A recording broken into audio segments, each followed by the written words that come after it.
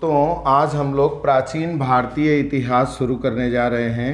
प्राचीन भारतीय इतिहास के बारे में मैं ये बताऊंगा कि इसे संक्षिप्त में या शॉर्ट में किस तरह से पढ़ना है। Ancient Indian history, ancient Indian history को संक्षिप्त में कैसे पढ़ना है। प्राचीन इतिहास को पढ़ते समय कुछ दिक्कत आती है, सभी स्टूडेंट्स को दिक्कत आती है, उसी को समाधान करने की कोशिश करते हैं। सबसे पहले हम कोशिश करते हैं कि कितने कम समय में उसे ज़्यादा से ज़्यादा अच्छी तरह से पढ़ सकें। अब सबसे पहले प्राचीन इतिहास के चैप्टर पे आते हैं। प्राचीन इतिहास का पहला चैप्टर, जैसा कि आप लोग जानते होंगे, प्राचीन भारतीय इतिहास को जानने के स्रोत। प्राचीन भारतीय इतिहास को जानने के स्रोत को तीन भाग में डिवाइड किया गया है। पहला हम कह सकते हैं पुरातात्विक स्रोत, पुरातात्विक स्रोत। दूसरा साहित्यिक स्रोत और थर्ड विदेशी यात्रियों द्वारा यात्रा वृत्तांत, विदेशी यात्रियों के यात्रा वृत्तांत। पुरातात्विक आर्कियोलॉजिकल सोर्सेस, लिटरेरी सोर्सेस और फॉरेन ट्रेवलर्स। इसको हम लोग यहाँ पे इसके बारे में डिस्कस नहीं करेंगे क्योंकि इसको आगे हम लोग चैप्टर के साथ ही पढ़ते जाएंगे। फिर दूसरा चैप्टर आता है प्राग ऐतिहासिक काल। प्राग ऐतिहासिक काल के बारे में ज़्यादा खोजबीन नहीं हुई है, लेकिन आर ब्रूस फ्रूट ने 1863 में पहली बार पाषाणकालीन मानवों की खोज मद्रास के पल्लवरम में की और उसी के अनुसार इनका क्रमिक विकास तय किया गया। पाषाण युग या पैलियोलिथिक एज को तीन भागों में बांटा गया है। First paleolithic age, second mesolithic age and third neolithic age. अब पैलियोलिथिक को भी तीन भागों में बांट दिया गया है, pre paleolithic, middle paleolithic and upper paleolithic. अब इसके बाद मानवों ने कॉपर का यूज़ किया, तांबे का यूज़ किया। तांबे का यूज़ लगभग 5000 ईसा पूर्व के आसपास मानवों ने यूज़ किया, ऐसा माना जाता है। ताम्र पाषाण काल को चैल्कोलिथिक एज भी कहते हैं। इसमें हमें 3 या 4 प्रमुख संस्कृतियां भारत की पढ़नी होती है। आहार संस्कृति, कायथा संस्कृति, मालवा संस्कृति और जोरवे संस्कृति। इसके बाद हम स्टार्ट करते हैं, तीसरे चैप्टर पे आते हैं और हमारा तीसरा चैप्टर होगा सिंधु घाटी की सभ्यता या इंडस वैली सिविलाइजेशन, जिसे ब्रॉन्ज एज कहते हैं।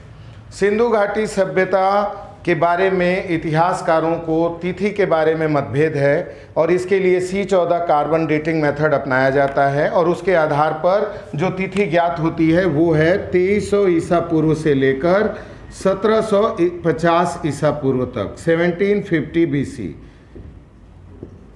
इसके बाद अब दूसरा चैप्टर शुरू होता है जो है वैदिक एज। यहाँ मैं आप लोगों को ये बता दूं कि पहले जब इतिहास का सिलेबस हमारा शुरू होता था तो पाषाण काल के बाद वैदिक युग से शुरू होता था, लेकिन बाद में जब 1921 और 22 में दयाराम साहनी और रखाल दास बनर्जी ने खुदाई की और पाया गया कि इसके पहले भी यहाँ बहुत बड़ी संख्या में मानवों के अवशेष थे, और उसके बाद सिंधु घाटी सभ्यता को रखा गया और उसके बाद आया वैदिक एज। वैदिक एज या ऋग्वैदिक एज, वैदिक एज या ऋग्वैदिक एज इसलिए इसे कहते हैं क्योंकि इसका ओनली वन सोर्स ऋग्वेद है। ऋग्वेद से इसके बारे में सारी जानकारी प्राप्त होती है, जो कि 1500 से 1000 ईसा पूर्व या BC के आसपास माना जाता है। इसके बाद आता है उत्तर वैदिक काल। उत्तर वैदिक काल या लेटर वैदिक एज, ये इसका ईयर है 1000 BC टू 600 BC। ऐसा माना जाता है कि इसी समय में मानव को लोहे का ज्ञान प्राप्त हुआ, लगभग 1000 BC के आसपास, और अब मानव कबीलाई समाज से साम्राज्यवादी भावना की ओर बढ़ा।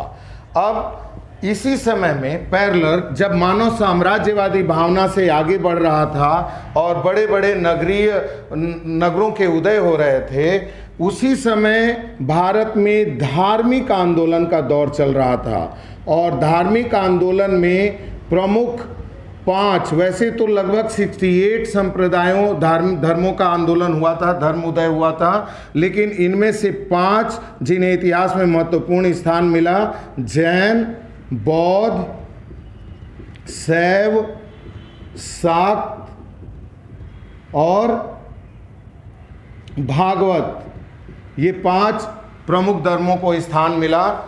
इसके बाद 16 महाजनपदों का उदय होता है, जिसमें मगध सबसे शक्तिशाली होता है, जिसका कारण था वहाँ की भौगोलिक विशेषता और वहाँ के शासक। अब यहाँ पे हर्यक वंश पहला ज्ञात वंश है। हर्यक वंश से पढ़ने से पहले हम लोग इधर आते हैं। दक्षिण भारत में संगम वंश के बारे में जानकारी मिलती है, जिसमें कि 3 वंश थे, चेर वंश, चोल वंश और पांड्य वंश, जिसे हम एरिया के हिसाब से चेर केरल, चोल आंध्र प्रदेश और पांड्य प्राचीन तमिलनाडु। अब इसके बाद नए राजवंशों का उदय होता है और पहला भारत का ज्ञात राजवंश हर्यक वंश। हर्यक वंश में 3 शासक हुए। फर्स्ट बिंबिसार के बाद अजातशत्रु, जिसने प्रथम बौद्ध संगति कराई थी, और तीसरा उदायन। हर्यक वंश में 3 महत्वपूर्ण शासक हुए। उसके बाद आता है शिशुनाग वंश। शिशुनाग वंश का संस्थापक शिशुनाग था। ऐसा माना जाता है कि बचपन में उसके माता पिता उसको छोड़कर चले गए थे और उसकी एक नाग ने रक्षा की थी, इसी पर उसका नाम शिशुनाग पड़ा था। शिशुनाग वंश का महत्वपूर्ण शासक कालाशोक, जो कि द्वितीय बौद्ध संगति कराई थी, और इसके बाद जो अंतिम शासक है महानंदिन को महापदम नंद डिफीट करता है, हराता है और नंद वंश की नींव डालता है। नंद वंश में महापदम नंद और महत्वपूर्ण शासक धनानंद के बाद इसी समय में भारत में विदेशी आक्रमण होते हैं, जिसमें पहला विदेशी आक्रमण जिसे हम ईरानियन या पर्शियन कहते हैं, और उसके बाद दूसरा यूनानी या अलेक्जेंडर। अब अलेक्जेंडर को 326 ईसा पूर्व के आसपास मान के चलते हैं कि उसने आक्रमण किया, और ये भारत में अंदर तक नहीं आया, ब्यास नदी के पश्चिम से ही ये वापस लौट गया। लगभग कुल मिलाकर ऐसा माना जाता है कि 19 महीने के आसपास भारत में ये रहा था। और इसके बाद अब आता है मौर्य वंश। मौर्य वंश पहला विशाल वंश था, जिसका संस्थापक था चंद्रगुप्त मौर्य। चंद्रगुप्त का मौर्य का लड़का आता है बिंदुसार, और बिंदुसार का लड़का अशोक, जिसे ग्रेट अशोक का दर्जा दिया गया।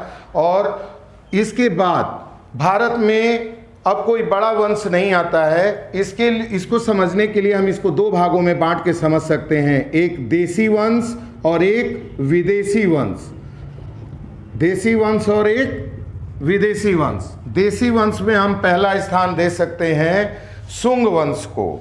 शुंग वंश, और शुंग वंश के बाद आता है कण्व वंश, और कण्व वंश के बाद आता है सातवाहन वंश।